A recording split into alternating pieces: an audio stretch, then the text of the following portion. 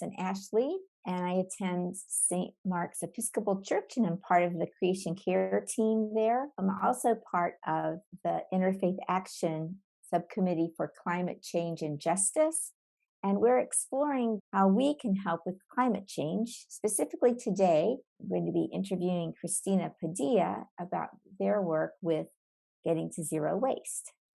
Thank you. I'm Christina Padilla. I'm a member of St. Matthew's Episcopal Church, where my husband is the rector, and I'm the chair of our green team there. And we have, for the past at least 7 years, I think, been working towards being zero waste. And Christina, what exactly does zero waste mean? Zero waste ideally would be nothing going into the landfill. That is not super realistic in a church context. I think it's not super realistic for any of us in our current context, but we try to be as close as we can to putting nothing in the landfill. So whatever we can do to divert things into another direction so it doesn't end up in the landfill, that's how we are practicing being zero waste. And what kind of things need to be done to get to zero waste?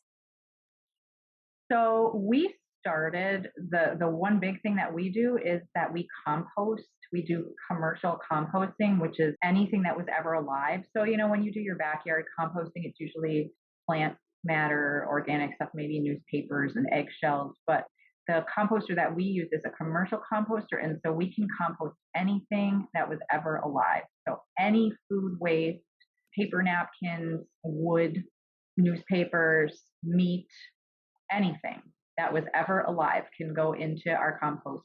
We also try to recycle, although we've been doing a lot of research about recycling and are not confident that it actually works as well as we had hoped that it did. And so we've also been focusing on reducing single-use plastic and reducing the things that we would normally recycle so that there's not as much going into the recycling either, although there are still things that it is really good to recycle.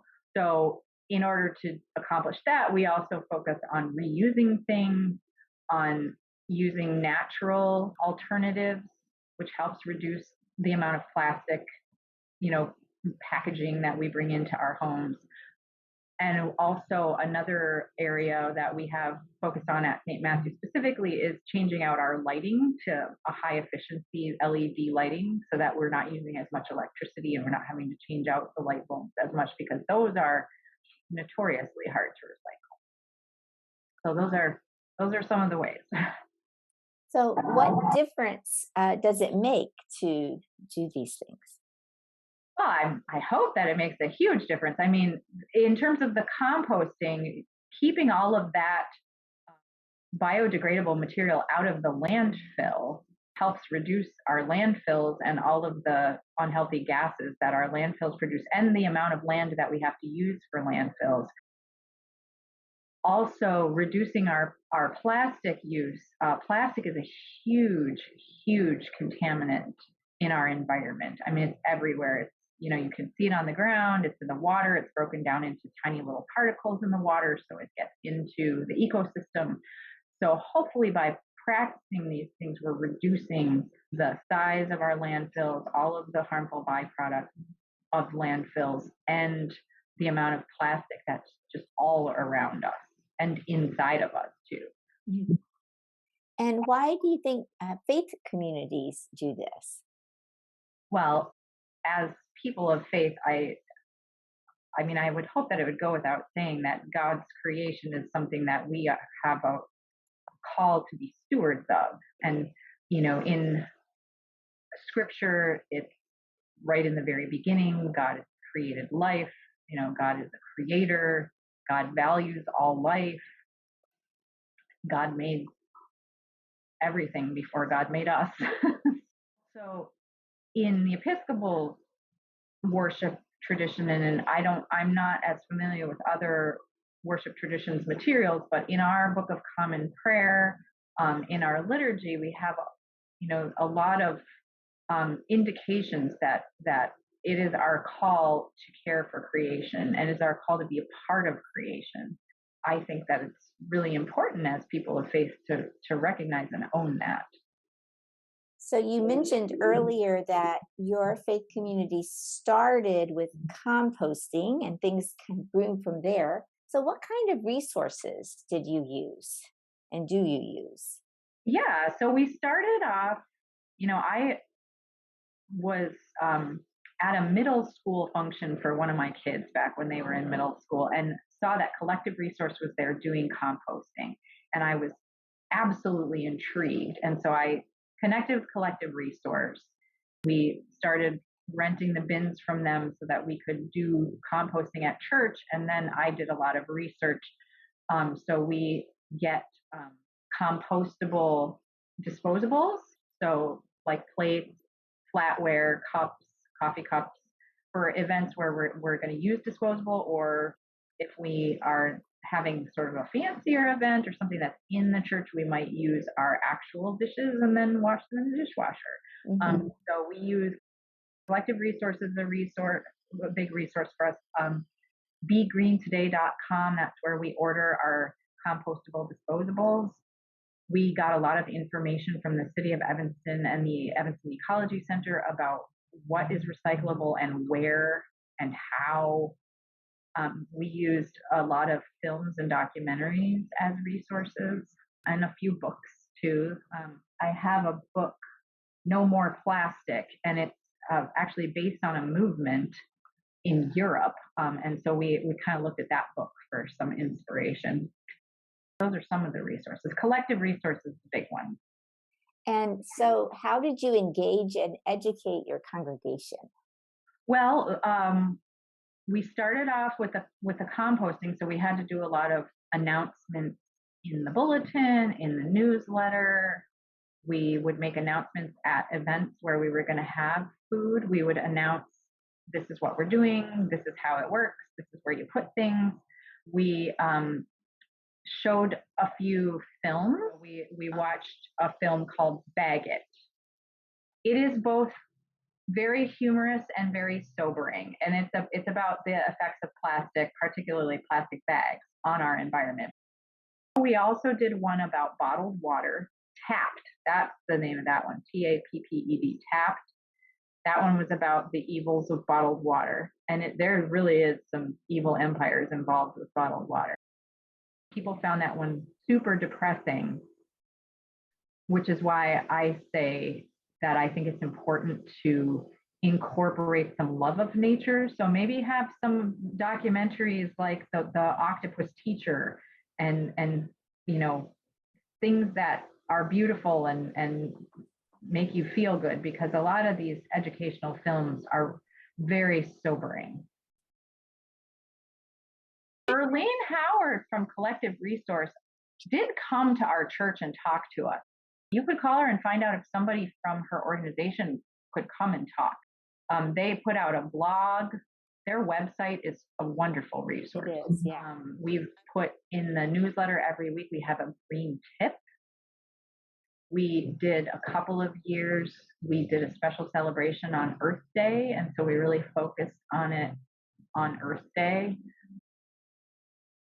Another thing we did during the pandemic was we sent out this photo series of, each one of us would take a picture with a plastic alternative product so that we could educate people about what you can use instead of plastic, where you can get it. We created a photo album and a list of websites and stores and things that people could refer to. So those are the things that we've done.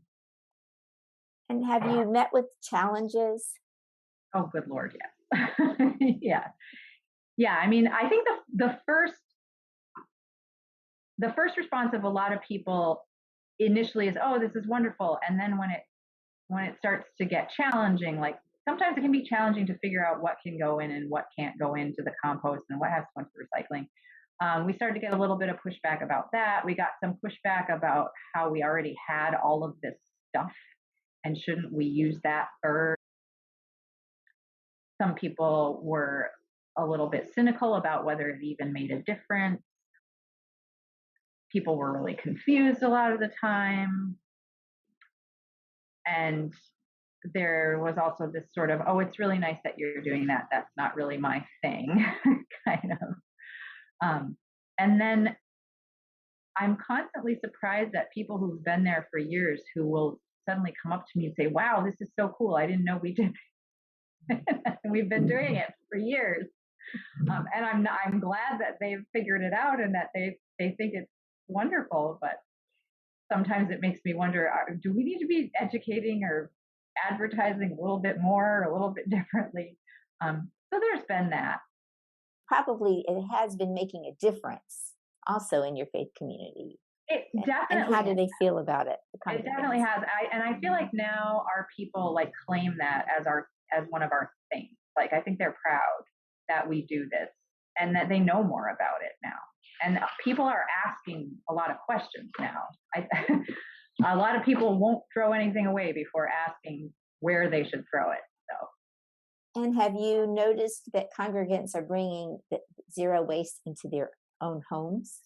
Definitely. Yeah, we've definitely had a few families who have started having collective resource come pick up from them at their home. And some families will tip their compost into our compost bin at church, by which I mean they literally come and pour their compost or put their little bag of compost into our compost bin. And that's a service that we have offered for a suggested donation, although we don't keep track, a suggested donation of $5 per family to cover the cost of the bin, because I think it's about $25 a week for the bin. So, if 5 families are putting their compost in, then the bin is paid for. Different people will get interested in little different sort of offshoots of it. Some people will get really interested in the reducing the plastic, or some people will be really interested in reading about it and talk about these books that they're reading. So you can definitely see that it's making a difference.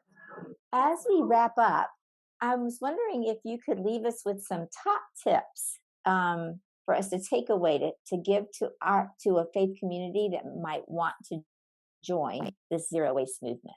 What are your top tips? Sure. So I would say, from my experience, learn from my mistakes.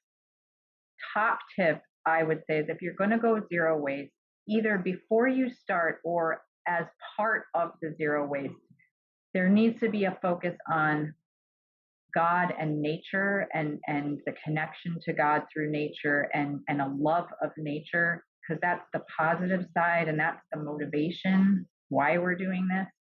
And it's a positive why. It's really important to get all of the stakeholders, all of the people who are going to be involved, who are going to be impacted by this, to get them on board. That's going to be your clergy people, your buildings and grounds people, maybe your vestry. The vestry is, I guess you would say, the governing body of the church. So probably anybody who's involved in hospitality, they really need to be aware and involved. And then have your core group of really knowledgeable people who really understand and can be the sort of the ambassadors. Be really persistent. You just have to keep at it and keep at it and keep at it. Educate, educate, educate. And you're going to be constantly educating, and just be ready for that. And know that you're not always going to get it right. You're maybe not even often going to get it right, but focus on progress, not perfection, because otherwise you'll drive yourself crazy. I want to mention how much I've learned from you as you mentored us as we started our creation care team at St. Mark's. And it's wonderful to learn from you today. And thank you for your time. Thank you. Thank you very much.